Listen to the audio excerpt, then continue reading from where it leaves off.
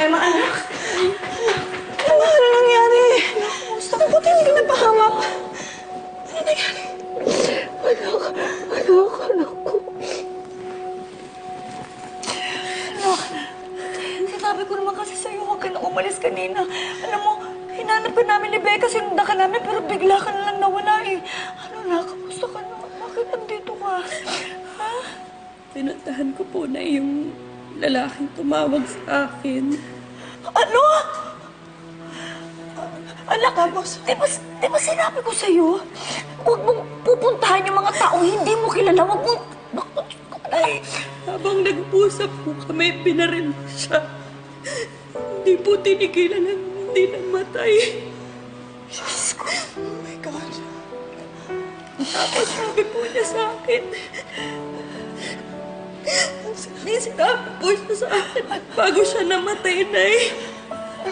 Anong sinabi? Anak, anong sinabi? Anong sinabi? Hindi daw po aksidente. Yung pagkasunog ng ospital kung nasan si Melan, sinadya daw po yun. Pinatay po talaga si Melan, Nay. Sino nagpasunog? Diyos ko. Ang nag-iisang demonyo sa buhay ko, yung hayop na Georgia na yun. Siya po patay kay Melan, Nay. Pinatay. Anak ko, Nay. Pinatay si Melan.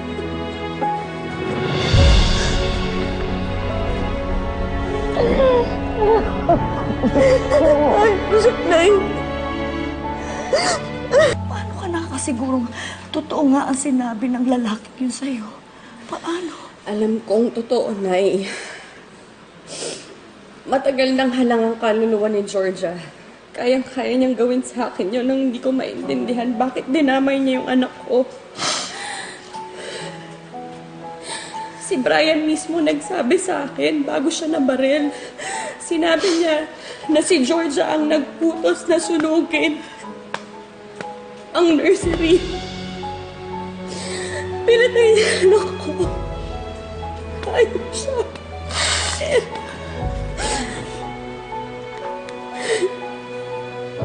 Kalaban lang din si Melan.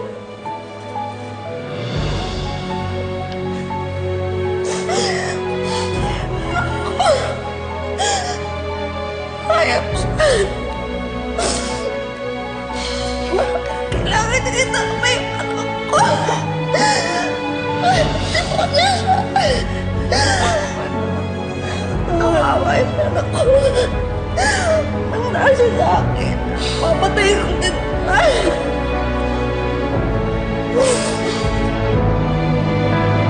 Ma'am, excuse me po. Miss Jesus, Oo. pwede po ba namin kayo makausap? Opo, sir. Ma'am, na-identify na po namin yung biktima. Si Brian Santiago po. Andito po kami ngayon para mag-imbestiga po tungkol sa nangyari. Nakita niyo po ba yung bumaril o yung plate number po ng sinakyan nilang motorsiklo? Wala po akong nakitang plate number. Ang nakita ko lang po, may 2 tao na nakasakay sa motor. Pero sir, sigurado po ako, 1 tao lang po ang may motibo na gawin sa akin to. Si Georgia Ferrer lang po. Sino po si Georgia Ferrer, ma'am? Kilala po ba niya yung biktima? Magkakilala ho yun. Masawol pa ho sa hayop yan si Georgia. Parang awan nyo na po, damputin nyo na po siya ngayon din.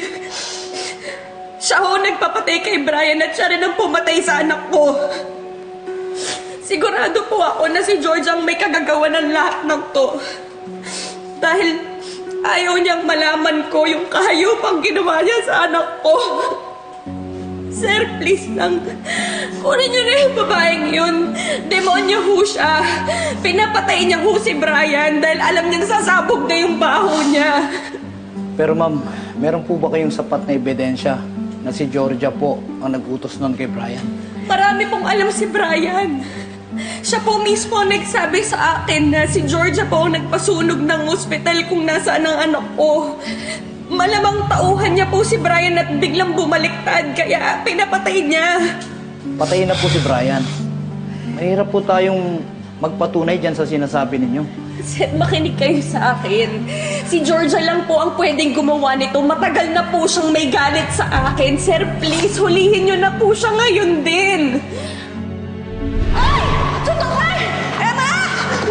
Anak! Emma! Si Georgia ba yun? Emma, parang naalala ko nung araw na nasunog yung nursery. Nakita ko si Georgia. Nakita ko si Georgia. Hindi ako sigurado pero feeling ko si Georgia yun. Katulad po ng sinabi nyo kanina, hindi po kayo sigurado. Kailangan po natin ng isang matibay na ebidensya para itong si Georgia Ferrer ay makita nating merong motibo para ipabaril niya itong si Brian. Sa ngayon, ma'am, tinitingnan po natin yung anggulo ng gun for hire riding in tandem. Ano yun? Addict siya? Ganon? Natukhang? Ganon ba? Maaari po. Hindi. Si Georgia may kagagawa ng lahat ng to. Matagal na ho siyang may galit sa akin. Matagal na kaming magkaaway. Kaya damputin niyo na ho siya ngayon. Hindi po natin magagawa yan. Wala po tayong warrant of arrest. Kailangan po munang mag-file kayo ng formal complaint. Ano to? Wala na ho akong mapapala sa inyo. Yan na lang ho bang sasabihin niyo sa akin? Eh kung gano'n ako na lang haharap kay Georgia. Anak! Emma! Emma!